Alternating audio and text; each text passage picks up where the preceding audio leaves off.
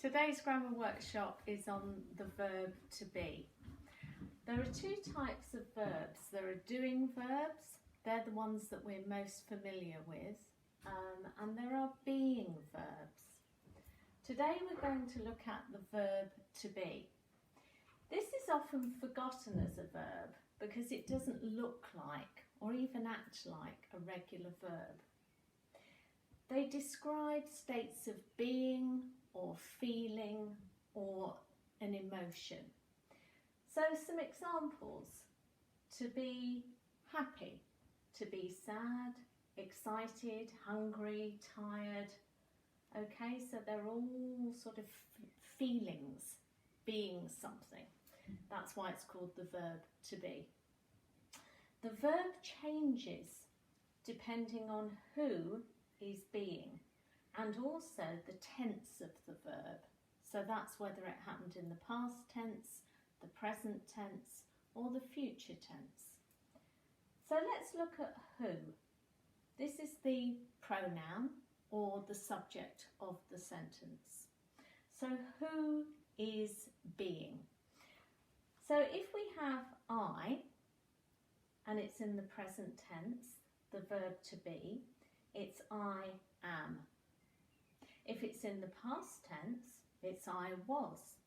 If it's in the future, it becomes will be. If it's you, singular, just one, it's you are. You were in the past tense and you will be in the future.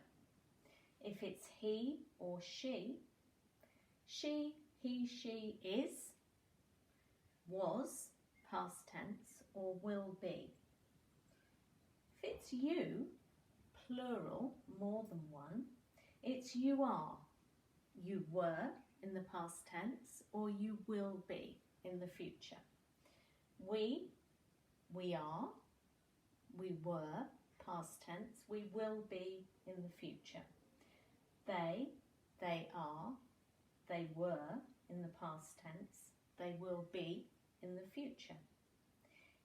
It, when it's a thing, an object.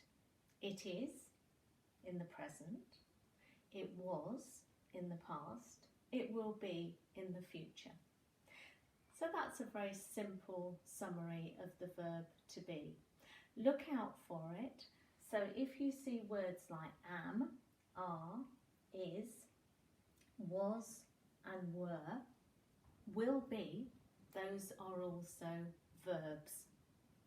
I hope that made it nice and clear. We'll do another workshop another day on other types of verbs, the action verbs and how they behave as well. All right, goodbye.